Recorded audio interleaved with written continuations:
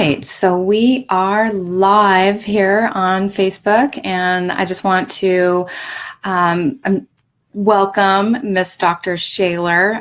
Dr. Shaler is going to be talking to us a bit today about recognizing the red flags in those crazy-making relationships. Just to give a little background, Dr. Shaler, Dr. Rhoberta Shaler, is a relationship help doctor. She provides urgent and ongoing care for the partners, exes, adult children, and co-workers of crazy-making, relentlessly difficult people she calls hijackals. She helps them save their sanity and stop the crazy-making. Even the United States Marines have called on her for her help. Dr. Shaler is a relationship expert, a mediator, a speaker, and author of 16 books. Dr. Shaler consults with clients worldwide through the magic of the internet, and she can be reached on, and I'm going to go ahead and make a little comment here with the URLs where she can be reached: forrelationshiphelp.com and hijackals.com. So welcome, Dr. Shaler. Thank you, Victoria. It's wonderful to see you again and be here with you. It's great to have you, and I'm so glad that you were interested in having me interview you on this really popular topic of relationships and the crazy-making relationships, and that, you know, relationships can make us crazy sometimes. Definitely so, and some more than others. Definitely. Let me just go ahead and type in this URL real quick for relationshiphelp.com. Okay. There's one comment, and then hijackals.com. All right. So, well, let's get started. So things can easily go sideways in a relationship. I mean, pretty fast. And, you know, I've been subject to that. We've all, I'm sure, experienced that. And they can range from annoying to downright crazy making. So when do I know that, you know, it's just a typical crazy making situation? It's just one time, or when do I know that I just need help? Well, if you have a repeated pattern with one person, then you probably need help. And it's probably the case that you have to look at both of you and see where the problem lies. But if it's only that one person in your life that you're constantly having that same difficulty with, and it's not happening anywhere else, then you may well be with a relentlessly difficult person. It may be your mother, it may be your father, it may be your boss, it may be your friend, it may be your partner or your ex. But it's really important to know the distinction between a person who is just difficult sometimes. That's like you or I. Mm-hmm. Yes, we're all somebody's idea of a difficult person sometimes, or somebody who's relentlessly difficult. Mm-hmm. And usually they just choose one person in the mix of people in their life.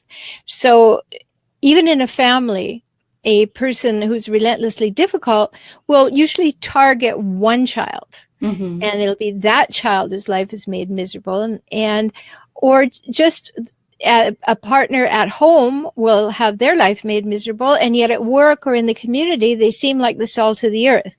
And that's a real problem as we talk about hijackals, because if you're being treated one way at home and the face that person is putting on themselves everywhere else makes it really difficult when you want to go and say, this is what's happening to me. And people say, oh, that could never happen. He or she is so wonderful. You know, I had that happen. I'm an only child. I have a hijackal mother and a passive-aggressive father. And in my life was just hell at home. But I tried to tell somebody, and that's the story I got. So I know. Right. Oh, yeah. It's no fun when you know, you are having an experience and it's hard to, you know, get somebody else to relate to that experience because they're not seeing that same side of that person, is what it sounds like. Sure. And hijackals go way out of their way to make sure that that's the case. Right. Wow. Wow. All right. Well, that's interesting. So you make a distinction between difficult people and chronically difficult people. So what is the difference between a difficult person and somebody who's chronically difficult? Well, you may have a person who's just picky, they won't eat here and they won't do that and whatever, and they're difficult. And you talk to them and maybe they have a little edge to the way they talk to you. So you kind of have that thought, don't really want to talk to them. They're difficult. However, a chronically difficult person is a person that I call a hijackal. And I'll tell you what that term means. A hijackal, I trademarked this term, Victoria, because of this reason. My doctorate's in psychology. I was seeing so many people going to the Google goddess and saying, my partner behaves this way. And then they get a diagnosis, a magical diagnosis. Now my partner is a narcissist or a borderline or a psychopath or whatever. They have no possible way to diagnose, but they've decided. When they decide that, then it's all about the partner. Oh, my partner's a this, my partner's a that. And now I'm not thinking about me. Now I'm not thinking about my part in it. I'm not thinking about what do I need to do. And so I wanted a non-clinical term for all those people because all hijackals drink from the same pool of traits. Doesn't matter about those names. So hijackals are people who hijack relationships for their own purposes and then relentlessly scavenge them for power, status, and control. Very interesting. So these are the chronically difficult people because you're always going to be wrong because the hijackal has to win. So whether you're discussing where you want to go for coffee or what you want to do for a lifetime, it doesn't matter. The hijackal has to win. And occasionally they'll let you win, but that's the long con. They let you win, they want something. Right. They'll get you later. So playing their cards right, maybe? Yeah. So it's very, very important to know this distinction between somebody who just kind of don't like the energy and then a hijackal. Mm-hmm. Because here's what happens, Victoria. People make excuses forever for hijackal behavior, and they never really see the patterns and the traits and the cycles. Mm-hmm. So hijackals love hijackal bait. And hijackal bait are people who want to please them. Oh. They can almost smell them, that there's a people pleaser over there. There's somebody who's been terribly wounded by life. There's a good one, right? And so they target these people. So what will those people do? First of all, a hijack will always love bomb you. So they just have an intuitive knowing about what makes your heart sing. It's like they've known you forever at the deepest level of your soul. You found your soulmate. It's all a game, but that's how you feel. And so that's what we call love bombing. So they get you so involved. And maybe on the first or second date, they say, I know I'm going to marry you. Mm-hmm. Right? It's like clutch and grab as fast as they can because they know they can only keep up the charade for a certain amount of time. Right. So they either want to move in with you, marry you, or get you pregnant. And in the meantime, they may try to borrow money from you. But that's the deal. It's clutch and grab. See if I can get you, own you, have power over you, and then I will slowly or sometimes very quickly start treating you badly. I have a girlfriend who's getting out of a relationship exactly like this is exactly how she explains it to me, the way you're explaining it to me. So maybe hopefully she'll listen to this and understand that term, know what to look for maybe in the future, which we're going to talk about in a little bit. Yes. It's really important for people to see this. And I just want to say one more thing about it. If you're a people pleaser or you're happy to make yourself into a pretzel or a doormat, then they can sense all that. And so what you're going to do when they behave badly is, first of all, you're going to beat yourself up because you're going to say, oh, if only I were more patient or loving or kinder or nurturing or encouraging. It's all my fault that they're behaving that way. Mm-hmm. And the other thing is that when you have this person, you're going to justify, rationalize, and make excuses for their behavior. Oh, he or she's having a bad day. They're going through a rough patch. They had a bad childhood. They just pull out the litany of excuses for this bad behavior. And then they end up enabling it and condoning it. And so it goes on while slowly you're being more and more and more and more squished.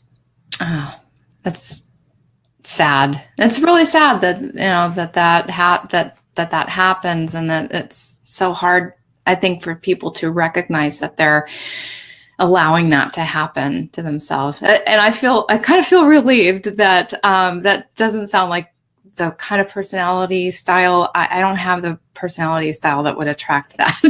So thank God. No, you can be very grateful for that. And if someone's listening and they think, oh yeah, I make a lot of excuses and I justify people's behavior all the time, good thing to look at. Mm-hmm. Just think about that. Well, why do I do that? Mm-hmm. Is it because I want them to like me so much more than I care if I like them? Oh, yes, exactly. Right? So take a moment and figure that one out. And that will be one step closer to getting away from being in a relationship with a hijackal. Cool. Very cool. Good information. So listeners can get a free copy of How to Spot a Hijackal at hijackals.com. What are a few of the top ways that you can know if you're with a hijackal or related to a hijackal? Well, I gave you one already, which is the hijackal must win in all situations. Mm-hmm. They must. They will come at you 6 ways to Sunday to win. Mm-hmm. Right? If they can't do it by facts, then they'll do it by emotion. If they can't do it by straight emotion, getting you to buy into their vision, then they'll start making you feel guilty or small or bad or wrong, but they will persist. So must win. So if you have somebody who's that way with you, that's a big wake-up call right there. The second is that, and there are 10 of them, which I have in one of my programs, Victoria, but I'll give you a few. The second one is they have out of proportion emotions. So you bring up taking out the garbage, and they go off like a Roman candle, right? Like, we're just talking about the garbage here. But they are like, oh, you're always, and you never, and you're always on my case. No wonder I don't want to be around you. Nobody wants to be around you. You're such a witch. Like all I'm talking about, could we have a conversation about the garbage? Right? But no, we can't, because hijackals go off and they're out of proportion emotions. So it's the same thing when they find you. They do their out of proportion emotion thing for a short time to woo you and get you and manipulate you and exploit you and seduce you, get you into the program mm-hmm. so that they can then start degrading you, belittling you, and treating you poorly. Another one that we don't often think about, but if you have a person in your life who does this, you'll recognize it right away. They do what we call splitting, which is all or nothing or black or white thinking. Mm-hmm. So you're sitting with your hijackal partner and your partner says, I just think you are the most wonderful human being on the earth. I am so glad you're in my life. And you say, oh, thank you for saying that. I haven't heard that in a while. And they go, there you go. You are always putting me down. You are always finding the dark side of everything. I can't stand you. Okay, we're here and now we're there. Right. So it also sounds like they do a lot of generalizing as well. You always do this. You never do that. Oh, yes. They're great at that. And they're great at finding what your triggers are. So if you react poorly to something, they will be sure to stick their finger in that wound. Mm-hmm. They're looking for the weak spots and they're going to push on them. Mm-hmm. Interesting. So what's the first thing that once you recognize that you're with a hijackal, what is the first thing that a person needs to do? Great question, which is why I don't like people going to the Google goddess. The first thing you need to do is look in the mirror, and not to find fault, but to find out what's really there. Because you've been being fed a vision of yourself by the hijackal for a long time, right? Especially if you were raised by one. Because if you're raised by one, you are either going to become like them or you're going to become hijackal bait. And then you're going to be in a relationship with one. I've had clients, Victoria, who have married 3 hijackals before they found me. Right? It's a pattern. It's a subconscious pattern. So if you read How to Spot a Hijackal, or this interview rings a bell, then you need to say, okay, what happened to me that makes this all right? At some level, this has been all right with me. And now I see that it is not all right with me. It is not all right for my children to see it. It is not all right in any way for this to be a model of relationship I want to continue. But what was it that allowed me to participate in this and to think it was all right? And you often need some help with that. Because, and I need to say this because it's so important. When you're in a relationship with a hijackal and you get them to agree to go into some kind of therapeutic situation, if they agree, the reason that they agree is to go and manipulate the professional to their point of view, and they will re-wound you 2-on-1. Wow. That's serious. That's why they go. And unfortunately, from my client base, they tell me that they've been to 2 or 3 professionals before they found me. And that's exactly what happened. They went in hopeful that someone was going to see the pattern, and the hijackal got to the professional, got them on their side, and then the person was again being ganged up on. Wow. So they didn't get any relief at all. And that's because, this is an area of work with relationships that doesn't come across every day. You just don't see it that often in many practices. So you're just trying to be equitable, but they're very charming and convincing. And so you buy it. Right. So it's very important when you need help. If any of this makes sense, go to someone like myself who makes this their specialty.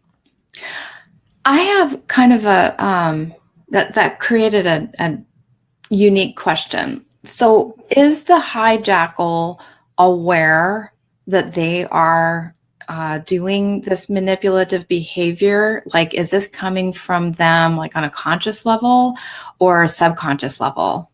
Mostly subconscious. After a while, they get good at scheming, but it's mostly coming from their abject fear of ever being wrong. Like, hijackals look so confident and so strong, but they're not. They have feet of sand because they're totally afraid of ever being wrong, which is why they're so vociferous about being right. So they're not, this is just how they know to survive in the world. And yeah, after a while, they get good at it because they practice it so much.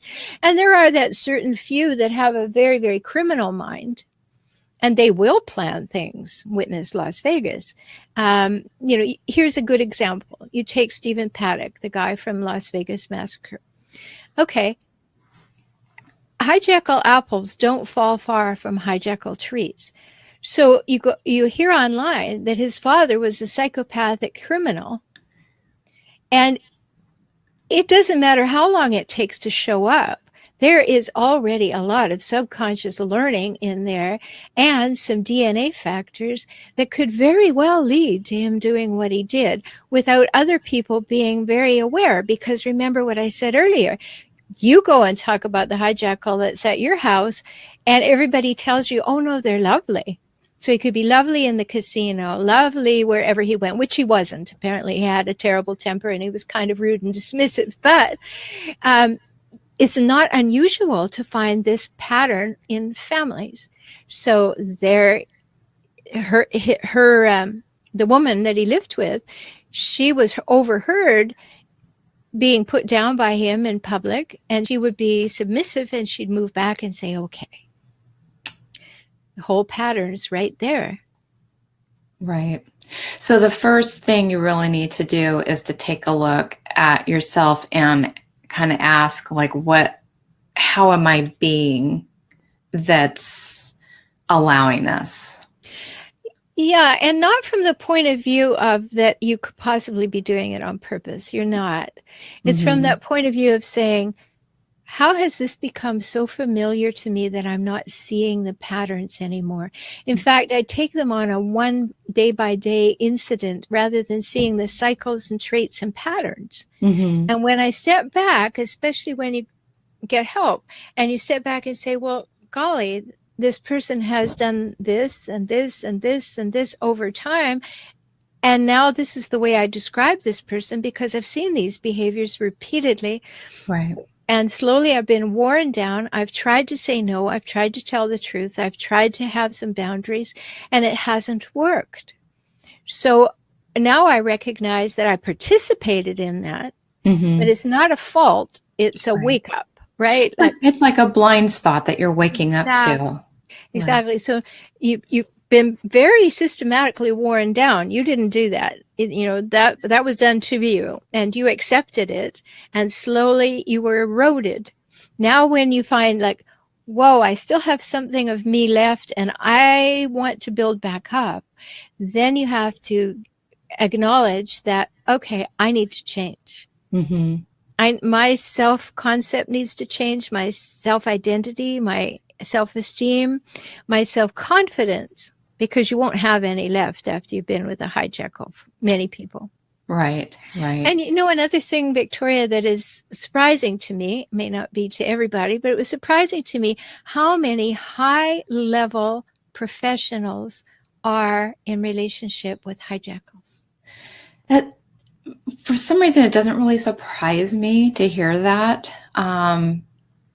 Because I do think a lot of times, women in higher powered or higher successful positions, they're, sometimes they're just leaving their self-esteem, being able to separate their self-esteem from the self-confidence and, move into areas of success, but still kind of have the need for approval by somebody in their personal life, I guess, Well, that's right. And they may look great out there and they may know what to do out there, but they don't know what to do at home. And that's all subconscious training. So they need to have a new skill set. I had one client who was a super successful physician, and she was just treated so poorly at home. And finally, what we did was, she would be at home and he would come in and he'd say, well, why isn't the laundry done? And, this is after a lot of work with her. She looked at him and she said, well, you know me, I couldn't make a decision as to what kind of laundry detergent to buy. Right. And so she just whipped this wind right out of his sails, and he looked at her because that's where he was going to go. You can't do anything right. And she said, well, you know me, I can't make a decision to buy detergent. And so that was the first step that she got out of the entanglement she was in with him and just started to do things differently. And we got somewhere with all that over time. Cool. So here's what, all right. So is it necessary? This was actually my next natural thinking anyway. So is it necessary or a good idea to leave a hijackal? Okay. Big, broad question, needs a couple of answers. First of all, if you don't have any children, and you have been wise enough to keep your finances solid for yourself, the answer is, if you value yourself, yes. However, hijackals like to have control. You'll remember that. So they like to take over the family finances. And then when you want to leave, you find that nothing's in your name and they have control of everything and you're being given household money. So there are things you have to do well first to regain your financial status if you can. If there's no physical or sexual abuse occurring, then do your own work, as I said earlier. And part of that work, if you're working with me, is we're going to rebuild your status in the world so that you're not going out on a whim and saying, I just need to get out of here. You have a systematic plan for how you're going to reconstruct a life that will never include another hijackal. But here's where the rub comes, Victoria. If you have children and they're still at home, then you have to think this one through.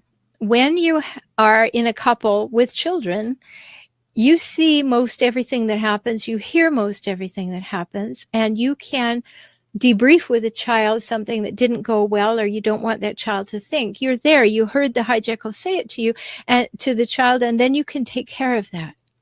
But if you get a divorce, hijackals are really good at court, by the way, so they can get 50% custody, even more sometimes. Unfortunately, I've seen it. Then you're in a situation where at least 50% of the time, you're not going to know what went on. And you are going to take that risk. So you have to be able to balance that. Can I learn to manage myself and the hijackal for the sake of the children and their well-being in the home? Or is this hijackal so outrageous that the only way there is well-being for the children is to take them out of the home? So you can see it's not a simple answer. Right. So you would really be staying with them just for the sake of having the ability to show your children what is going on here, and just to be that channel between you or between your children and that hijackal. Yes, you're going to keep your children as safe as you can by being there. Mm-hmm. But it's a high price to pay, and you need to be in really good shape yourself in order to do that. Right. So it's a big question, and each person has to answer that for themselves. And don't think for 1 minute that we're talking about men hijackals and women having a problem. It cuts both ways equally. That makes sense. Yeah.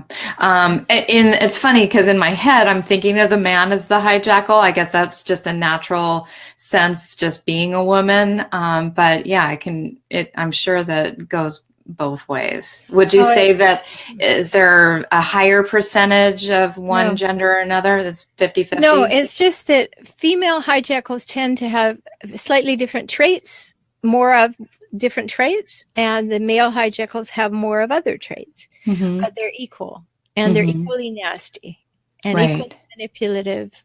And so, I've worked with many men who have, had their children ripped from them and all their money, and they're barely able to do anything. Just as equally, I've worked with women in the same situation. Right.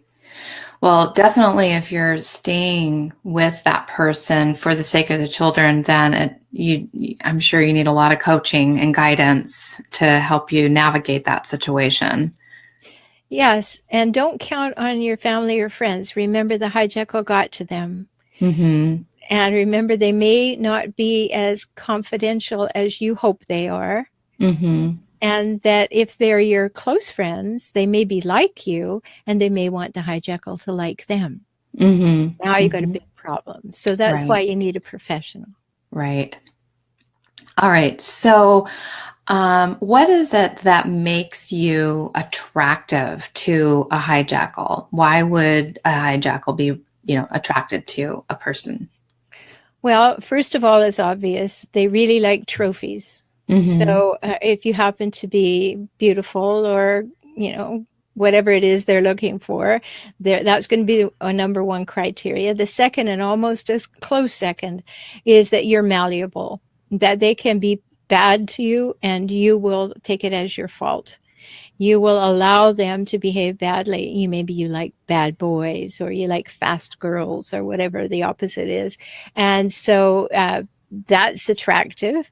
And then they want somebody who will make excuses for them and will take the guff that they hand out. And if you've been raised by a hijackal, you will be hijackal bait. You will take it. I walked right into my first marriage with a hijackal, because it's all I'd known. And it was just the natural thing to do. And I thought, and every one of my clients thought that person was not a hijackal because of the show. You see, when you're raised by one, you've always seen that. So you don't know that there's a contrast. So when you see a hijackal out there, you're attracted to the difference, but you don't know they're putting on a show. So then that's problematic, because then once you get into it, you feel just the way you did, used and abused and misused at home. And now you've attracted someone who's going to do that. The other thing is that they like a challenge. So if you look like somebody that they could wear down with their wiles and you're a real challenge to them, they'll gravitate towards you. Right. Interesting. And so if you realize that you're in this situation, how can you stop this pattern of interaction? What does it take? Oh, it takes a lot. Because first, if you do it systematically, if we're doing it together, first of all, you just work on yourself. You will even come to see me with the hijackal. And here's how that goes down. I only work in packages. So you come to work with me and the package is purchased and the hijackal decides that they don't like me anymore, which often happens because I call them on their stuff. Then the partner of the hijackal has a paid for package of sessions. So come to work with me, whether it's alone or with your partner. And then we begin I still do individual work in every package. So it's not, even if you come with your partner, you're going to do individual work in it. And then when you have got your head turned around and faced in the right direction, then we start making decisions about what you're going to do. But in that turning around and getting in the right direction, you have to know who you are, what you value, what your real vision for your life is, what your beliefs about yourself and the world and money and family and everything are, and then what are your goals. And as you develop those things about yourself personally, then you can develop some skills for setting boundaries, for telling the truth in a way that's both kind and honest at the same time, because that's absolutely important. I had a woman say to me the other day, well, I've just gotten to the place where I give as good as I get. And I said, well, how's that working for you? Because all it is one argument after the other. And I said, so do you want to be like him? And she said, no, I just want him to have a taste of his own medicine. I said, well, you can't give it to him that way if that's not who you are. So if you're becoming a hijackal, you'll behave like that. But if you don't want to become a hijackal, you better not behave like that. That's a good question. That just made me wonder, can a hijackal kind of turn somebody else into a hijackal? I mean, obviously you have to give your permission to change yourself, but does that happen? No, it doesn't. Okay. But what you do is like that woman wanted to do. She wanted to mimic the behaviors of the hijackal so the hijackal could see how it looked or felt or whatever. But remember, a hijackal has no empathy. They don't care what you think. They don't care what you feel. They will not get into your feelings with you, except to use and abuse you. So when you try to have a conversation with them and you try to explain, well, when that happens, I feel this way. They go, I should care about that. No, I don't. I don't care. So you have to come to some gripping realities about the fact that you want them to care and you've been trying to get them to care and they don't care. Hijackals don't have love to give you. Hijackals have uses for you. And they always have supply waiting in the wings, whether it's actively having affairs or it's got people who are prospects that they're going to be their go-to person. They always have supply waiting in the wings. And they will threaten you with it. Well, I'm going to walk out of here. There are 10 women that I know who want me. Right. I have Another question. Can can a hijackal change? No. They can't. There are people who have some hijackal behaviors, and that's the Mhm. distinction I was just making. They're not hijackals, but they have learned hijackal behaviors. Okay. They can change the behaviors, but hijackals are created. They're created both with DNA markers and by the trauma in their home environments that cause this to exacerbate.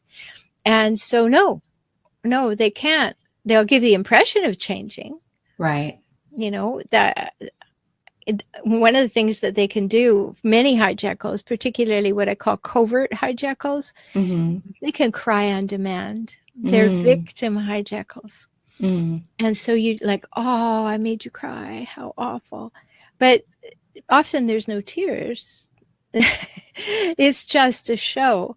In the same way that they mimic empathy to get what they want, they will mimic behaviors that will make you soften or feel guilty or whatever. But they will not change. And they've been this way maybe their whole life. I mean, it's just been in development since they were born or you know, abused as kids or whatever. Yeah, there's two things. There are things that have happened in their brain chemistry and in their brain structure, and there are these markers for it. And then they would have been in a home that set them up for this. Wow. So there are things going on. And I've also had clients where they were perfectly fine, delightful and lovely people. In fact, the stories about my own mother are that she was that way. But when I was 2 years old, she had what they called at the time a complete nervous breakdown, and they gave her electroshock therapy. And in doing that, they damaged her brain, and she came out a full-blown borderline personality disorder. Oh, wow.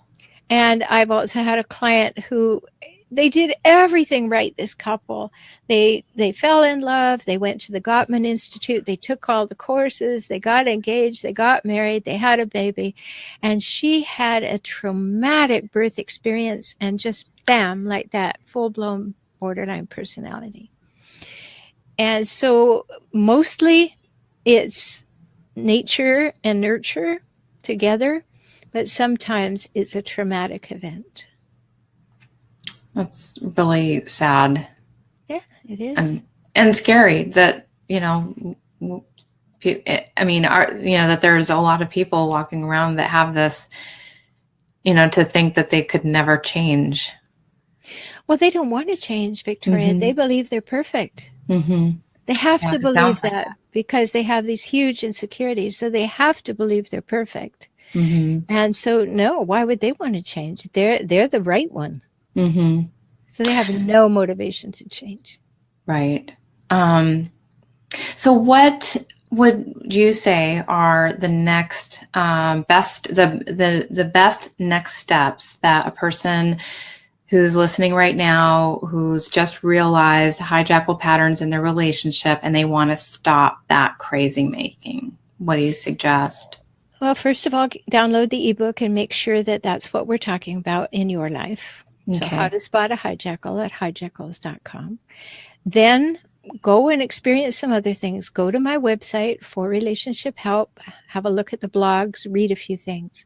Then go to my YouTube channel for relationship help. Listen to some of the videos there. And then when you're absolutely sure, like this is what I'm dealing with, I'm pretty sure, then come and see me and we'll talk about it, or get some help from somebody, not a friend. Get some help from someone who can actually help you change the patterns and make a difference in your life. Very good. Very good. So that's how listeners can learn more about you and your work is by, and I did put the, you know what, I'm going to just show this here. So for relationshiphelp.com. And then there's also, did I not? Thought, oh, you know what? I never actually pushed the button on that other comment for the, let's see, where'd it go? There it is. Okay. So, and then here's the other website here is hijackals.com is the other website. And the name of the book again is called How to Spot a Hijackal. How to Spot a Hijackal.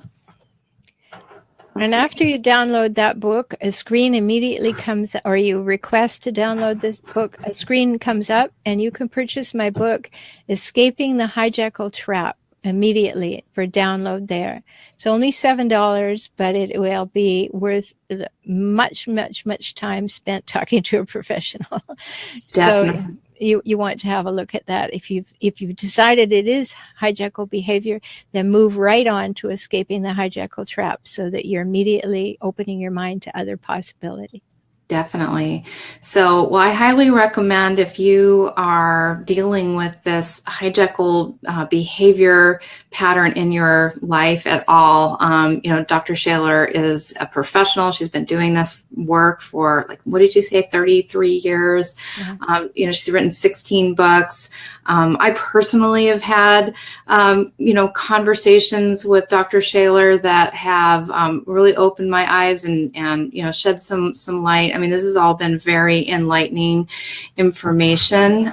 So I would highly encourage anyone who's dealing with this to go to Dr. Shaler's 2 websites that I mentioned that are here in the comments, and download the free ebook. You have nothing to lose, to get some more information, just get informed on how to help yourself. And Dr. Shaler, it's been a privilege and an honor to get to talk with you again today. Do you have anything else that you want to leave our audience? I think the most important thing that I can leave your audience with is, if you've heard this, you now know you're not alone. And you've been culled from the herd, made to feel separate and apart, and we need you back. Yes, we do. And that's a very important message, that you're not alone. Obviously, many, many people out there are dealing with this. And, I've known people myself that, we've had conversations on the phone that are dealing with similar situations. So definitely, do yourself a favor and find out more for yourself on how to help yourself overcome this. And Dr. Shaler is wonderful.